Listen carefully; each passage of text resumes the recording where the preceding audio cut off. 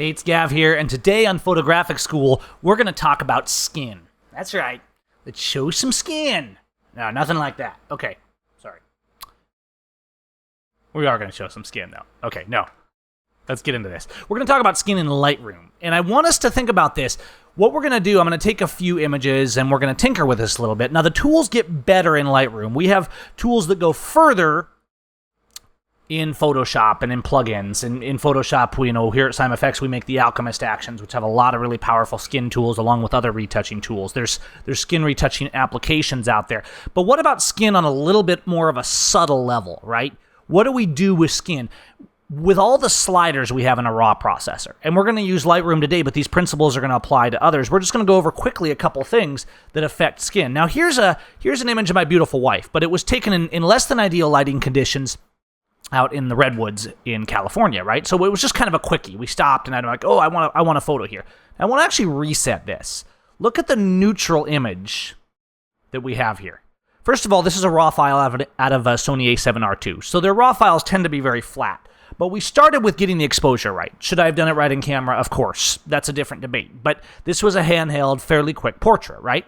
And what I'm analyzing here is, first of all, yes, we're going to correct that exposure. But then what else is happening? Now, we have color. Color is affecting the skin, and you see that we're enhancing the skin tone using the color channels. I do this a lot in my presets and things like that. But what else is going on? We also have the texture of the skin. Now, we can get local adjustments in Lightroom up here. We can go to K, and we can bring the brush, and we could do some lessening of the sharpness, and we could do reduction of clarity. Let's start with some global settings, though, okay? So we're going to look here closely at her skin. Now, we see that I already have a little bit of grain, right? So I've brought texture, but let's look at what we've done to this image. First of all, I'm going to reset it again. And so here's the raw out of camera. It's not really bad, although it's about one stop underexposed. Okay, so we've corrected the one stop underexposure. We've done a little bit with color. We've done a little bit with curves, and you can see me kind of turning on modules individually. Brought some contrast in with the curves, controlled the luminance channels. Luminance channels help a lot with skin because we can go in and we can increase, for example, the reds and the oranges in lightness, okay? So we can go up or down with reds. That, of course, is too much. We can adjust reds. We can adjust oranges, which typically there's a lot of oranges in Caucasian skin. We can also reduce in the saturation. We can reduce things like the reds. We can reduce the purples, things like that, to balance it out. We can, of course, take the selector tool right here, and we can manually do this as well. But usually, once we get a feel for it,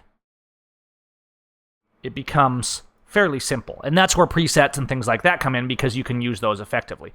Now, we can adjust the color a little bit with split toning, right? So we've got all these color correction going on, but what about the detail of the skin? What in Lightroom can we do with the detail of the skin? Well, first of all, you see that I've adjusted the clarity, okay?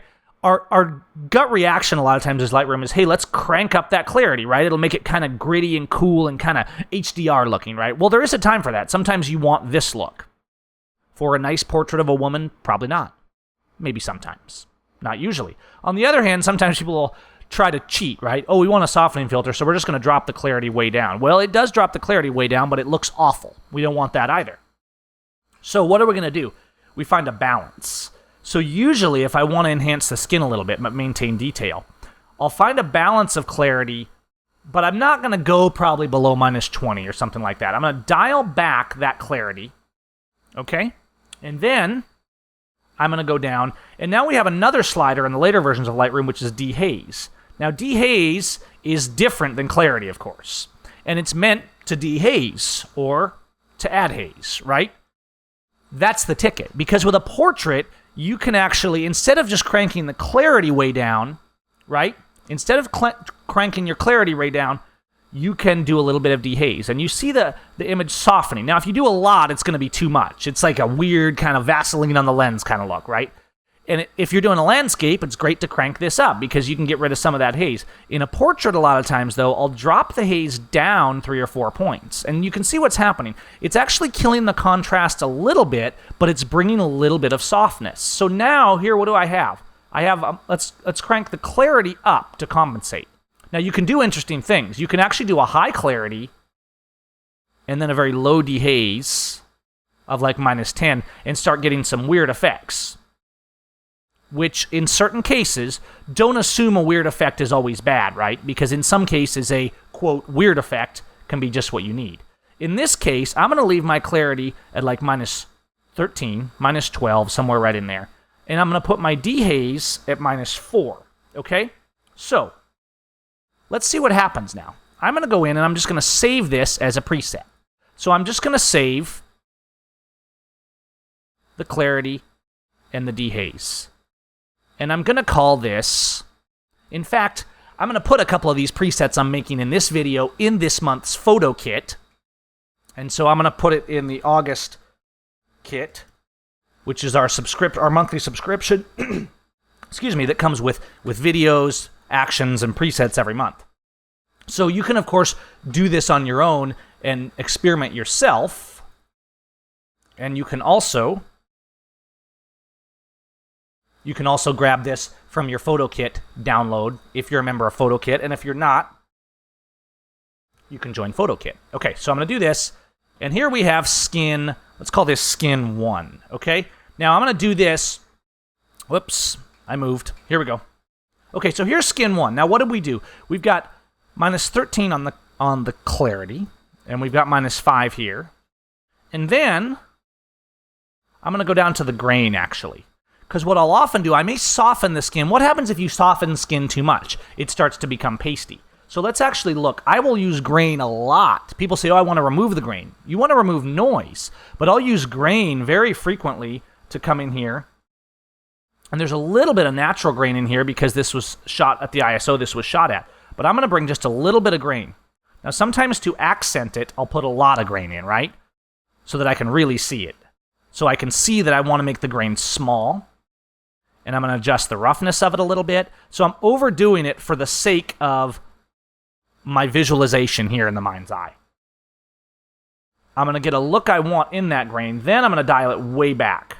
So I'm only going to put about 9 or 10 points of grain. So I've got 9, 9, and 55 on those settings. And there's my grain. Now, you can see it doesn't change a lot. In fact, I could probably go up to about 12. I could tinker around with this. I'm going to add this to the current preset. So I'm going to add grain into this preset. We've now got grain, dehaze, and clarity, and of course the process version. Okay, so now we have this preset.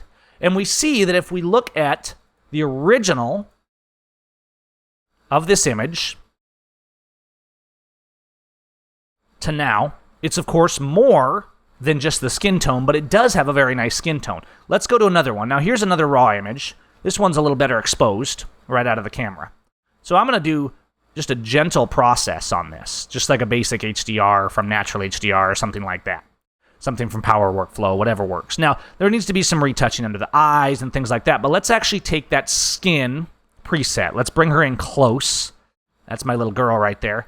And I'm going to apply that skin preset right here. Again, we see a gentle softening. There's almost like a little soft-R filter effect like in the old film days, but we haven't lost a lot of detail. Now, we can compensate more, though. We can say, hey, I want the softness of the skin, but I also want more sharpness, right? So let's make another preset. Let's go in, and let's add a little bit of sharpening. Let's bring up the level of sharpening a bit, adjust the radius a touch, a little bit of masking, and go through and see. And I'm holding the Option or Alt key to kind of see how these sliders are affecting the detail. Up versus down, okay? And I'm going to put it right about there. Okay, so now we not only have the grain, but we have the detail. Now I can also smooth the skin even a little more by adding some noise reduction in. So since I'm sharpening, see, we're combining all these sliders now. Now I'm bringing some noise reduction in. Okay, I'm combining that with the sharpening. The noise reduction is taking some of the noise out of the skin, which will make it a little smoother. If you crank up noise reduction too high, what happens? Everything turns to paste, right? That's the tendency. Well, you can compensate. We're balancing all these things out. And this is the key of sliders. We talk about this some in our sliders workshop, which you can get on the website, of using all these different sliders. See how soft this skin becomes when we do a lot of noise reduction? Well, we're going to do a moderate noise reduction today, moderate sharpening, and then we have a little bit of dehaze effect, And I'm actually going to turn the clarity up just a touch on this one to only -8. And then what I'm going to do on this one is I'm going to bring a little contrast back in to about 20 to compensate, because as we turn the dehaze below 0, we tend to bring some contrast back in, okay? So I'm going to call this one Skin 2. I'm actually doing 2 jobs here. I'm making you guys a video, and I'm making some cool new presets for PhotoKit. Okay, so Skin and Skin 2. Now, if you were to click these, right, I don't do the greatest like making preset packs of these. You'll see detail presets like this in Power Workflow in my workflow presets, but they don't make the greatest before-afters because they're very subtle details, okay? So here's Skin. Skin 2 is a little further. Let's do a level 3, okay? So with the level 3, we're going to combine all these things even more. I'm going to go in, and I'm going to do -11 here. But what I'm going to do in the detail on this one, I'm going to sharpen it a little more, okay? I'm going to bring the sharpening up a little, but then I'm going to bring the noise reduction up as well while retaining some detail in that noise reduction. But I'm going to do a fairly high noise reduction. So this will be more for a portrait where, you know, maybe you don't have a lot of other detail that's super critical, because you're going to start losing some detail in the other areas, right? Okay, so now we're going to combine that, and I'm going to put a little more grain in as well. So a little more grain amount to bring some texture back into that skin. Slightly different in the grain. And let's see what we got there. I'm going to call this one Skin 3. Okay? So now we have these 3 levels. Here's level 1, level 2, level 3. Now, depending on the quality of the video you're viewing this on, you may or may not be able to see a ton of detail. What you can see is that if we reset all these, a lot changes, right? In fact, let's reset it so there's no other developed settings and just apply Skin 2. You can see that just Skin 2 affects it quite a bit. But it's subtle. This is all about that finished, beautiful print. You could take this further. But the truth is, if I go much further than this, I'm probably going to go to another direction. Where would I go? Well, I could go up and I could say, well, let's take and let's do a nice preset on Anna, and then let's apply Skin 2, and then let's take a brush and let's work under her eyes a little bit. So I'm going to take a brush and I'm going to use the Elegance brush and do a little bit of dodging right underneath her eyes, and I'm going to lighten those up. But I'm also going to then modify it and do some desaturation in there to get rid of that. Now, I could also get more specific in Photoshop and do some specific retouching. At that point, I might go into Photoshop and use the skin retouch brushes in the Alchemist actions and paint some details into her skin. But right now, even as it is, I can go up here and I have a nice portrait. Let me actually come up and I'm going to put a little bit more punch in the contrast. And I'm going to bring the saturation up just a little bit, but not too much. A little bit of vibrance, a little bit of shadow and highlight. You get the idea. The typical things that we do here, right?